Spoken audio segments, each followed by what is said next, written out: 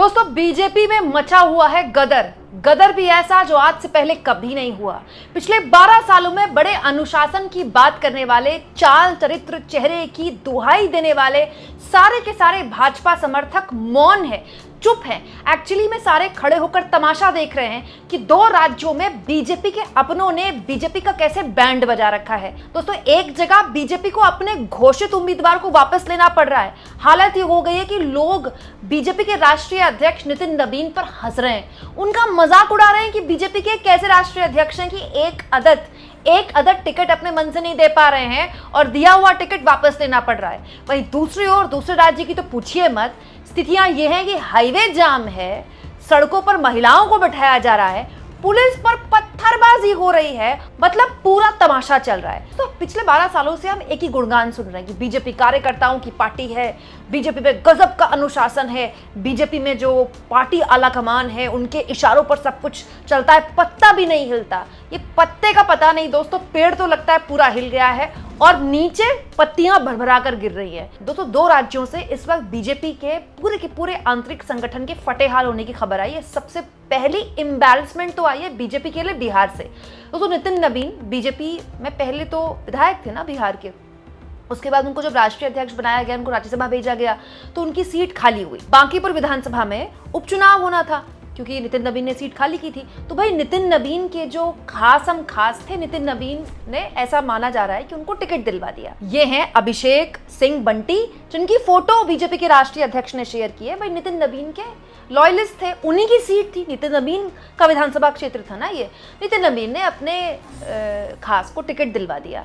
लेकिन हद तो तब हो गई दोस्तों कि जैसे ही टिकट का ऐलान हुआ गुटबाजी हो गई और ये हो गया जो आज से पहले हार्डली बीजेपी में देखने को मिलता है। जिनको टिकट मिला वो खुद ही अपना टिकट वापस करने के लिए आ गए कि नहीं जी हमारे ना कोई व्यक्तिगत कारण है। बताइए हमारे देश में विधायकी का टिकट कोई इसलिए छोड़ देता है कि उनके व्यक्तिगत कारण है, व्यक्तिगत कारण का हवाला देकर टिकट छोड़ दिया और आनन फानन में बीजेपी को नए उम्मीदवार का ऐलान करना पड़ा।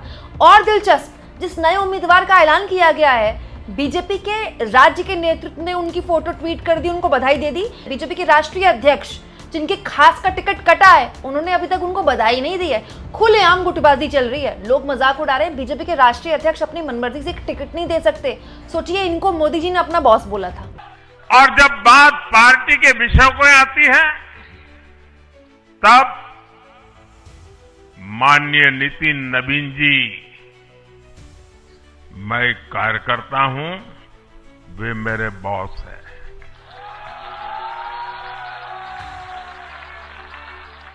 दोस्तों एम्बैरेसमेंट यही कम नहीं हुआ, जिनको टिकट दिया है ना, जो नए उम्मीदवार हैं, नीरज, इनका बकायदा आनंद फानन में बायोडेटा जारी कर दिया बीजेपी ने। नीरज कुमार सिन्हा को बीजेपी ने बता दिया कि इनका जो बर्थडे है, जन्म तिथि है, वो 1994 है और बता दिया कि 2006 से ये बीजेपी के साथ जुड़े हुए हैं। कैलकुलेट करें तो 2006 मतलब 12 साल से, तो 12 साल एक नाबालिग लड़के को बीजेपी ने अपने साथ जोड़ दिया क्या? और कंट्रोवर्सी हो गई दोस्तों। उसके बाद फिर नया बायोडेटा जारी हुआ। मतलब आप सोचिए दोस्तों, पहला ब्लंडर बीजेपी के राष्ट्रीय अध्यक्ष कहने पर टिकट बांट दिया, सोचिए।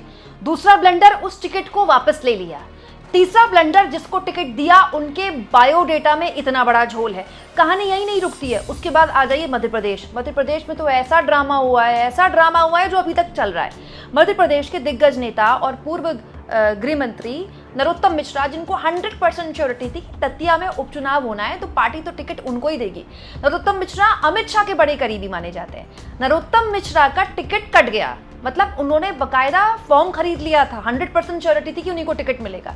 टिकट नहीं दिया पार्टी ने उनको। दोस्तों किनको दे दिया? आशुतोष तिवारी को। हालांकि आशुतोष तिवारी शिवराज सिंह चौहान की सरकार में बड़े पदों में रहे हैं, लेकिन उनकी मेन पॉलिटिक्स जो है अब टिकट मिलने के बाद ही शुरू होती है।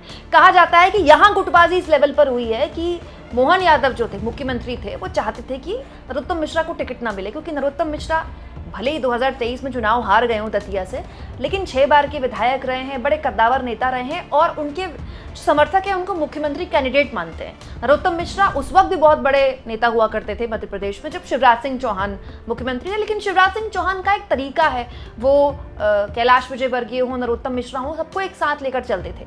अभी मोहन यादव में वो कला आई नहीं, तो मोहन यादव को लगा कि नरोत्तम मिश्रा का टिकट ही कटवा दिया जाए। तो नरोत्तम मिश्रा का जैसे ही टिकट कटा, आशुतोष तिवारी को बधाई भी दे दी, और उसके बाद नरोत्तम मिश्रा के कार्यकर्ताओं ने हाईवे जाम कर दिया, पुलिस पर पत्थरबाजी कर दी, पुलिस को आंसू गैस के गोले छोड़ने पड़े। ऐसा ड्रामा जो अभी तक चल रहा है। मतलब नरोत्तम मिश्रा ने क्लियर संदेश दे दिया है कि टिकट तो आपको वापस देना पड़ेगा और मुझे ही टिकट देना पड़ेगा। अब देखिए आने वाला वक्त बताएगा कि बीजेपी नरोत्तम मिश्रा को वापस से टिकट देती है, आशुतोष तिवारी का टिकट काटती है, नहीं काटती है।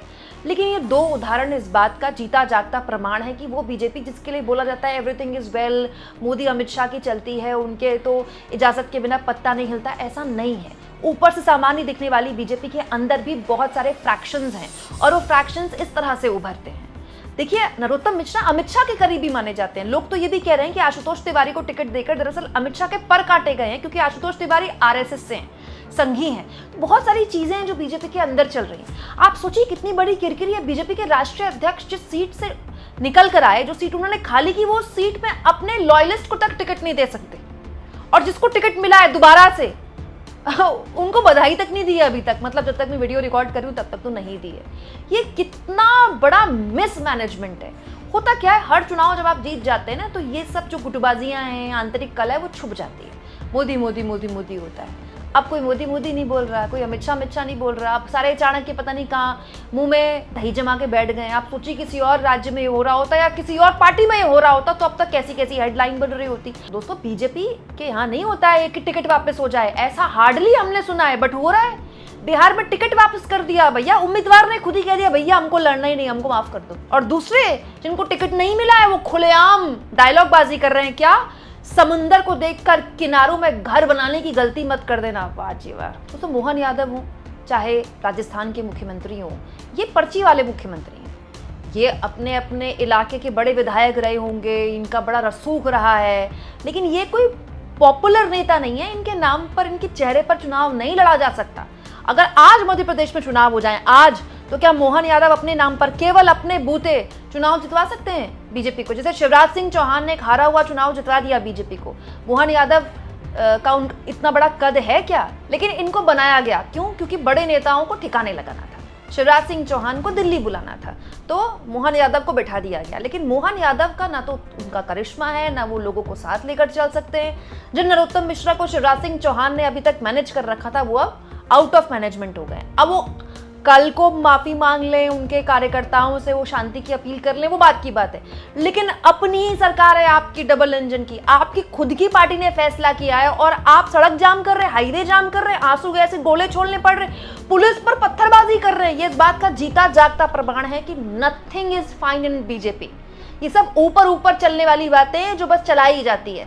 2 राज्यों में मारामारी मची हुई है। एक राज्य में राष्ट्रीय अध्यक्ष अपनी मर्जी से टिकट नहीं दे सकते, दूसरे राज्य में प्रदेश के मंत्री रह चुके नरोत्तम मिश्रा खुलेआम बगावती सुर में है और पूरा का पूरा बीजेपी का आला कमान मौन बैठा हुआ है। आप इसको किस तरह से लेते हैं दोस्तों? कमेंट बॉक्स में जरूर लिखें।